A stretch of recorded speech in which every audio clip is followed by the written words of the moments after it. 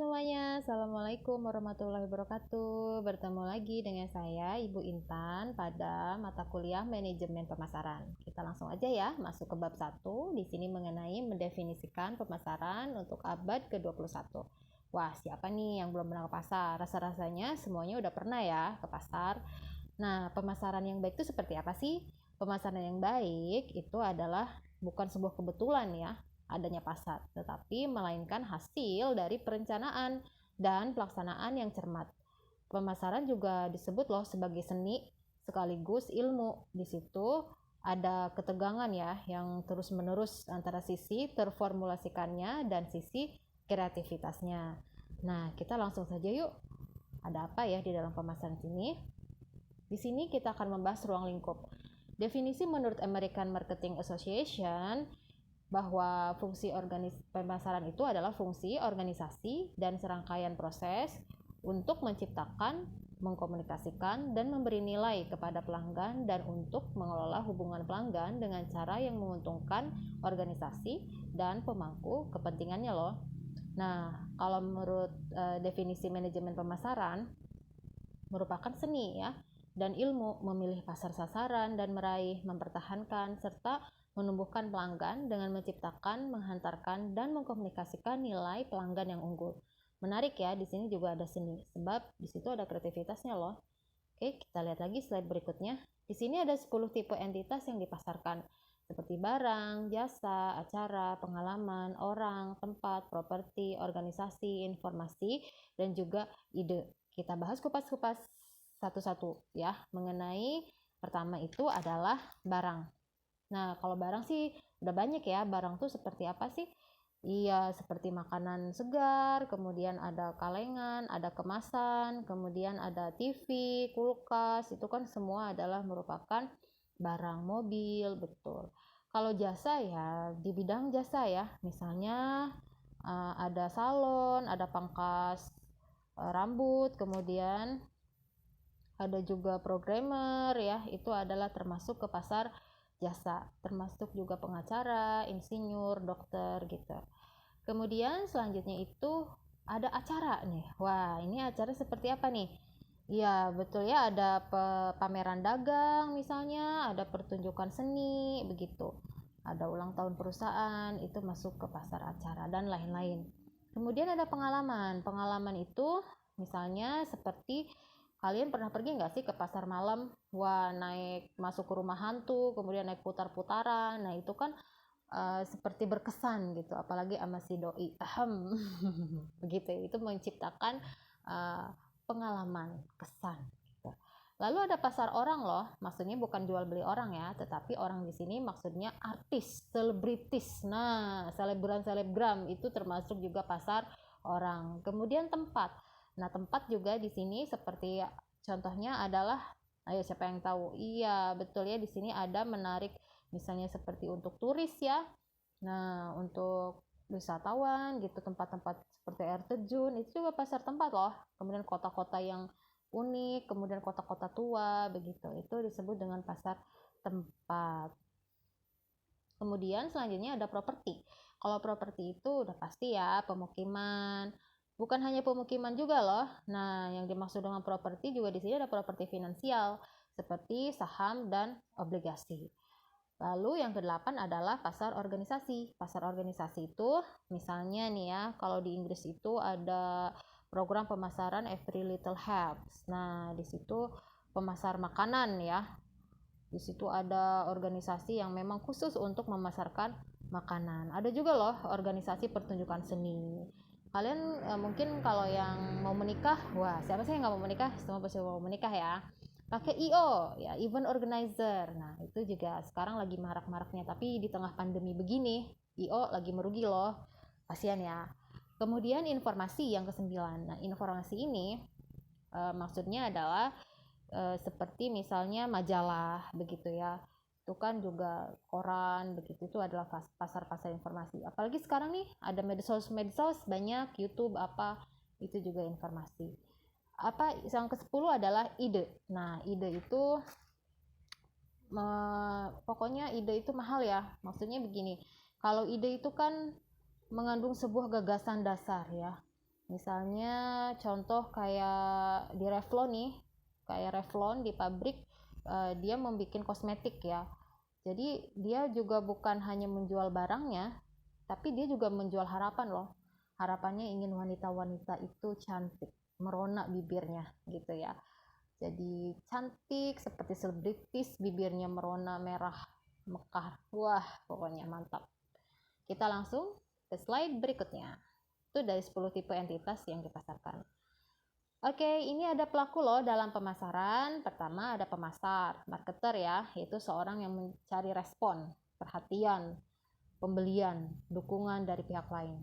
Contohnya itu misalnya mungkin di sini penjual gitu ya. Kalau prospek itu pemberi respon, berarti pembeli ya. Kalau pasar, tempat. Nah, tempat di mana pembeli dan penjual berkumpul.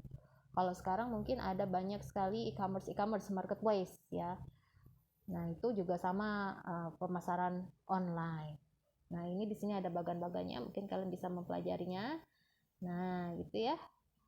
Di sini juga ada, ini apa nih? Yang di atas ini ada 5 pasar dasar dan alur hubungannya. Ini struktur alur ya dalam ekonomi pertukaran yang modern. Kalau yang sederhana seperti ini, industri, kemudian ada pasar, langsung komunikasi, woi saya minta barang gitu ke penjual, oke dikirim barang, kemudian si pasar ngasih uang tuh ya, nih ngasih uang nih, kemudian setelah itu baru pasar juga memberikan informasi, wah barangnya nggak sesuai nih, atau barangnya jangan kayak gini deh. Nah, itu disebut dengan informasi dalam pasar. Kalau pasar tradisional kayak gimana? Ya itu tempat fisik saja ya, di mana pembeli penjual itu berkumpul. Itu namanya pasar tradisional. Nah, konsep inti pemasaran itu di sini ada 8. Pertama, kebutuhan, keinginan, kemudian ada juga permintaan, segmentasi, pasar sasaran, positioning, penawaran, dan merek. Wah, kalau kebutuhan itu pasti syarat hidup dasar manusia banget ya. Kalau keinginan, kebutuhan yang diarahkan ke objek tertentu untuk memuaskan kebutuhannya. Kalau permintaan itu keinginan yang didukung kemampuan untuk membayar. Kalau segmentasi itu dia membagi-bagi. Nah, kalau kalian dengar kata segmentasi berarti dia kegiatan yang membagi-bagi pasar ya dalam segmen yang berbeda-beda. Misalnya ada segmen orang tua, segmen anak-anak, segmen anak muda. Nah, itu namanya segmentasi pasar. Kemudian pasar sasaran itu memutuskan segmen mana sih yang akan dilayani. Nah, misalnya sasarannya itu sasaran orang tua. Misalnya produknya produk apa gitu ya. Positioning, nah ini memberikan posisi ya, penawaran pasar yang diposisikan di dalam benak konsumen. Gitu. Penawaran, serangkaian keuntungan yang ditawarkan marketer kepada pelanggan untuk memenuhi kebutuhan pelanggan. Lalu ada merek. Merek itu adalah suatu penawaran dari sumber yang diketahui semua perusahaan berjuang untuk membangun citra merek yang kuat, disukai, dan unik. Dan ini akan menjadi bahasan yang paling menarik nanti pertemuan selanjutnya. Oke, next. Kita kepada yang kesembilannya, ini ada nilai. Ternyata masih ada ya. 9 nilai kombinasi kualitas, pelayanan, dan produk. Wah, ini juga menjadi inti dari pemasaran. Kemudian kepuasan. Penting ya. Saluran pemasaran. Ini untuk menyalurkan ya, untuk pasar sasarannya. Saluran distribusinya gitu ya, supaya tepat sasaran.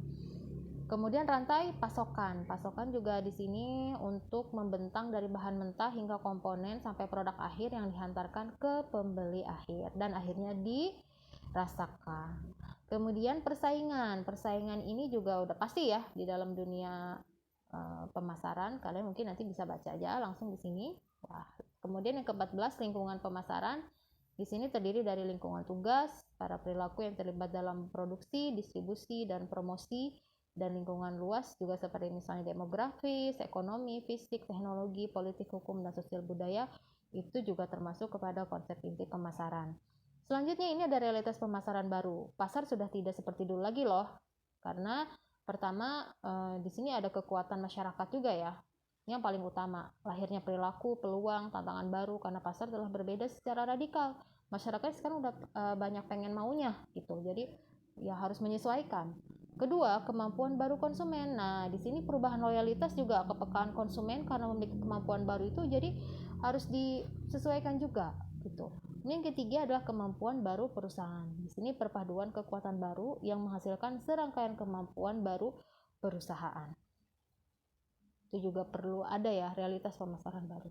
Ini orientasi perusahaan terhadap pasar.